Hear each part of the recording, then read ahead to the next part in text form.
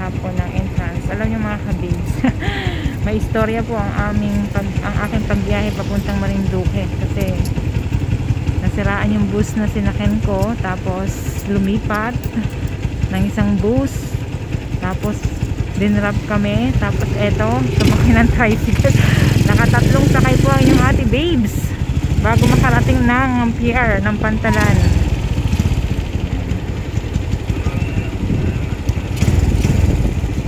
Kukuha po ng ticket. Ang view mga kabibs, so ganda ng view dito sa may pier ng Lucena. Ito po ang Dalahican Port. Ang kung tawagin ay Talaw-Talaw. Dito dumadaong ang barko ng galing sa Marinduque at biyaheng Marinduque. Ganon din ang papuntang Romblon, Bisaya. Ayan. Ayan mga kabibs. Bago makapasok, dadaan tayo sa dalawang gate. Ngayon po ay alauna ng hapon at napakainit po dito. Sobrang init mga kabibs.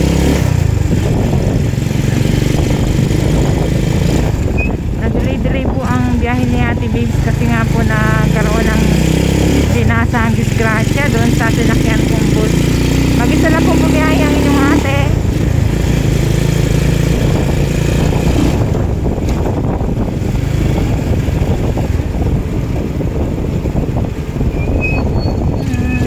Dito na tayo. Sa pier na tayo.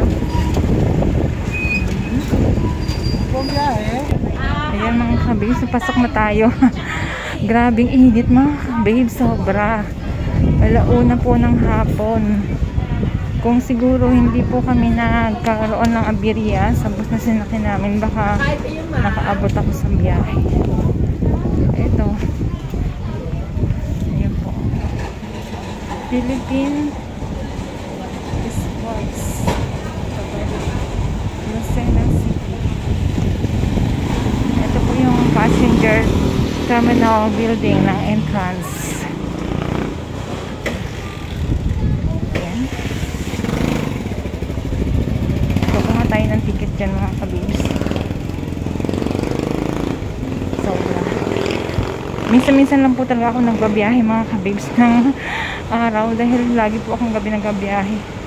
Ngayon, araw ako nagbiyahe. Sobrang init.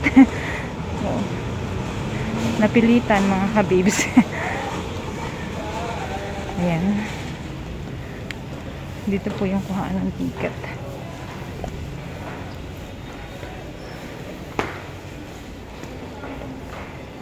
Anong oras ba ang alis ng barko?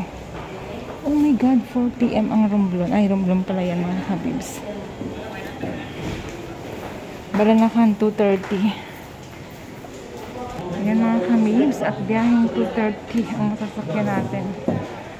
Ay, grabe. Gabi na yan, makakarating sa Marinduque. Yan. Ito po yung mga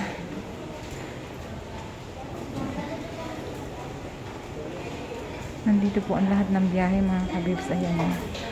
Lucena to Masbate, Lucena to Calbayog, Lucena Calbayog City, vice versa. Ayan mga kabibs, nagbayad po ako ng bayad sa barko, 470 din.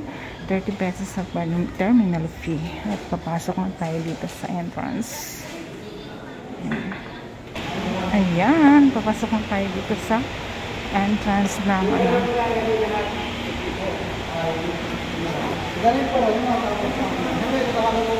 passenger. Dito po tayo. Nagpapasakay na yung barko mga kabibs, kaya dire-diretso na tayo sa barko. Ang init, sobra. Star Horse. Ayan, may bata. Kaya naman yung init. Yan o. Yan mga kabibs o.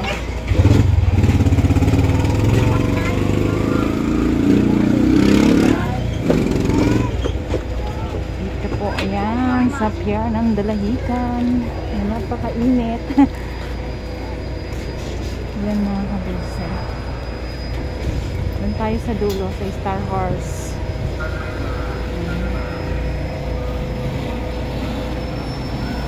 Yan ay yung kabila ko ay biyaheng Romblon. Dito ang biyaheng Marinduque sa kabila. Mga barkong aalis ngayon. Ayan. Punta muna tayo sa mga kabis. Sobrang init. Ayan. Nako. 2:30 pa ang alis mga kabibs.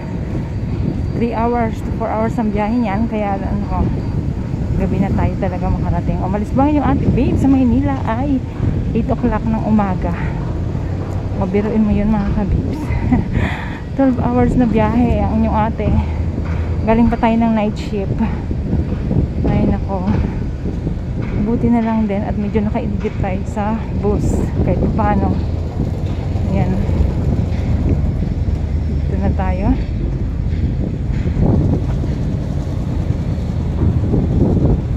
Ayan. Ayan. Ito ang loob ng barko.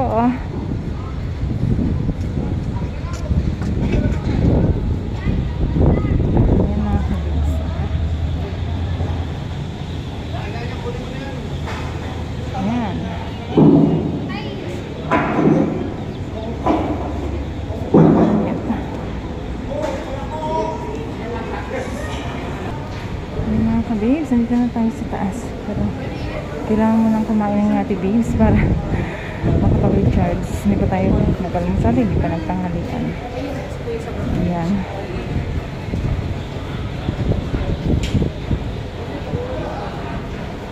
Okay, mamaya po tayo pa-share.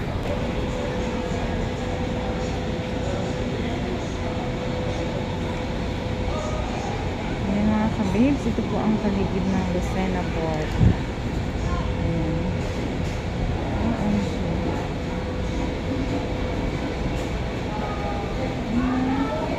Ayan, ayan, ayan. Ang daming barko ngayon mga kabibs. Napaka-init ng panahon, ng tanghaling tapat. Ayan.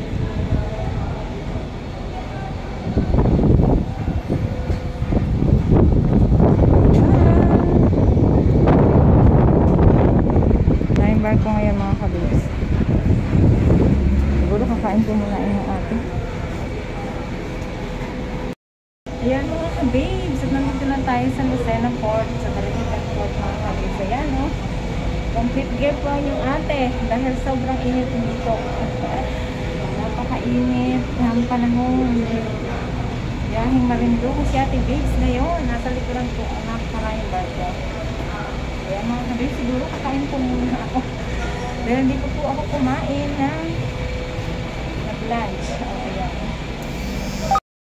Ayan mga kabibs. Ayan o. Ito po ang paligid-ligid ng karagatan ng Dalahican Port. Ayan. Ayan po. Daming bangka doon o. Ayan.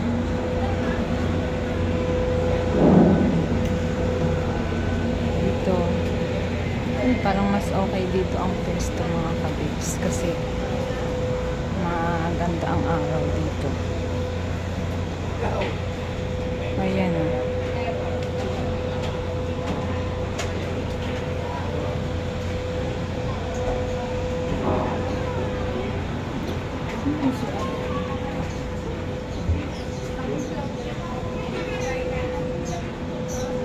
Ayan na mga kabibs. So, ang ganda ng dagat.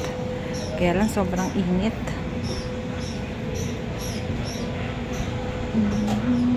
Ayan, nandito tayo sa third floor mga kabibs. Ito lang gaanong tao dito. Ayan o.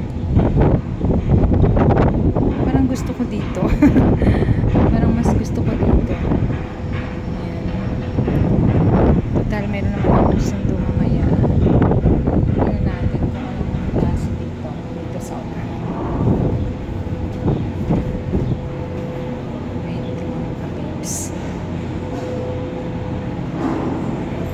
Yan, walang gaanong pasahero ngayon. Pag-araw mga kabibs, wala gaanong pasahero. Dito tayo sa may ano.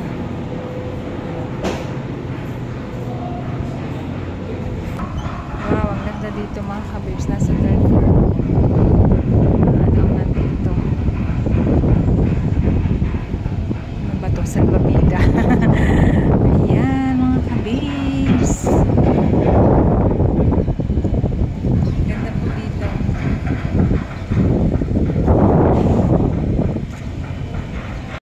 Kabibs, at nandito tayo sa third floor. Ayan o, ganda dito. Ang lakas po ng hangin mga kabibs. Init po na sikat ng araw ngayon dahil syempre 1:30 pa lang or magtutu na pala. Alas 12:30 po ang alis ng work ko. Ayan. Ganda. Nakakatuturan.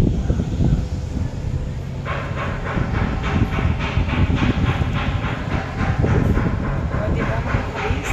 Pasyal kayo dito sa amin sa Malindong mga kabibs.